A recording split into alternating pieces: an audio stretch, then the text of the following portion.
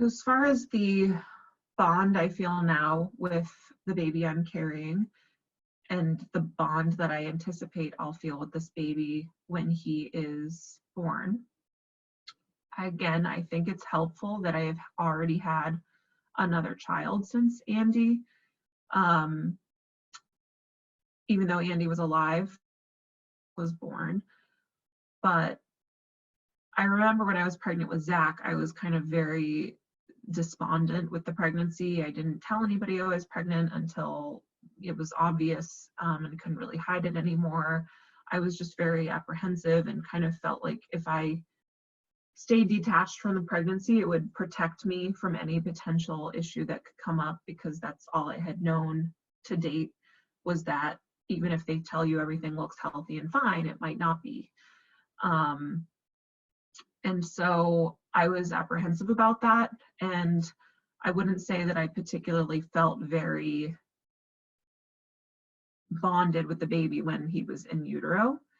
But I will say, when Zach was born, like immediately I was like, holy moly, I didn't know that I could love this other being as much as I love Andy. And that it's not even like, there's no comparison. It's not like I love one or the other. It's just like the like pie of love just expands. And I know people always say that, but that really was an authentic experience for me. I think in this pregnancy, being that it's so fresh off of the, it's on the heels of my son Andy's death, that I had similar feelings of detachment in the initial trimester of my pregnancy.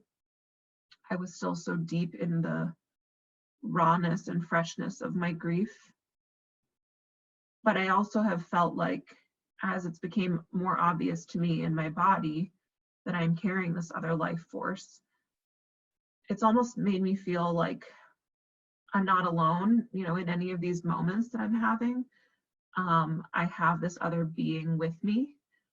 I wouldn't necessarily say that that means that I've like strongly bonded with him in the way that a mother and child are bonded, but I do feel comforted by this concept that I'm not alone in this journey of grief, and I have this little guy in my belly that's been with me throughout this experience.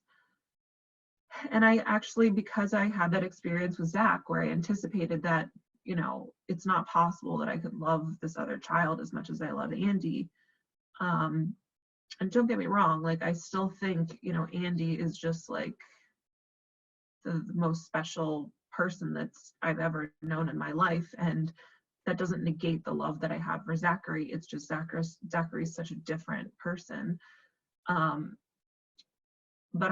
I do expect actually that when this baby is born, it's going to be again like a blossoming of love.